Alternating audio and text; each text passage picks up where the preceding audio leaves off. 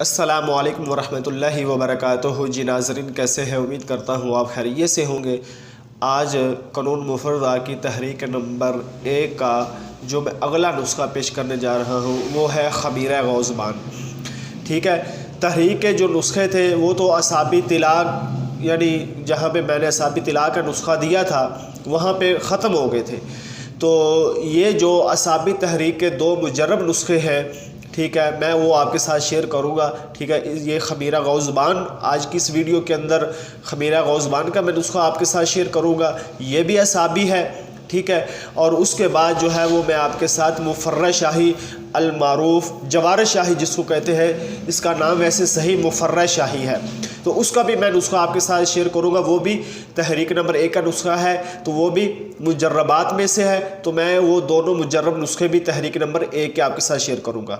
تو خمیرہ غوزبان، اس کے فائدے کیا ہیں، اس کو استعمال کیسے کرنا ہے، ٹھیک ہے، تو یہ ہم سارے کے سارا قانون مفردہ والی جو فارماکوپیا والی کتاب ہے اس کے اوپر پڑھیں گے۔ تو اب ہم چلتے ہیں کتاب کے اوپر اور خمیرہ غوزبان کا نسخہ دیکھتے ہیں، اس کو بنانے کا طریقہ دیکھتے ہیں اور اس کے فائدے کیا ہیں۔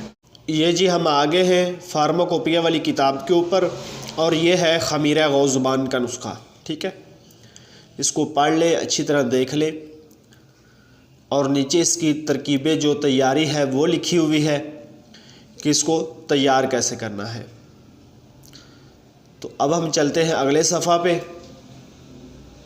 نیکسٹ دیکھتے ہیں کہ اس کا استعمال کیا ہے اور اس کی ترکیب تیاری کیا ہے۔ تو اب ہم اگلے صفحہ پہ آ چکے ہیں۔ ٹھیک ہے، یہ سارے کا سارا لکھا ہوا ہے، پھر نیچے اس کی جو مقدار خوراک ہے وہ لکھی ہوئی ہے، اور پھر نیچے اس کے فوائد لکھے ہوئے ہیں کہ یہ کن کن امراض کے اندر کام کرتا ہے، یعنی گرمی کا جو فالج ہوتا ہے گدی امراض کا، اس کے لیے یہ بہت ہی اچھی چیز ہے یہ جو خمیرہ غوزبان ہے۔ نیچے اس کی مقدار خوراک ہے۔ ٹھیک ہے،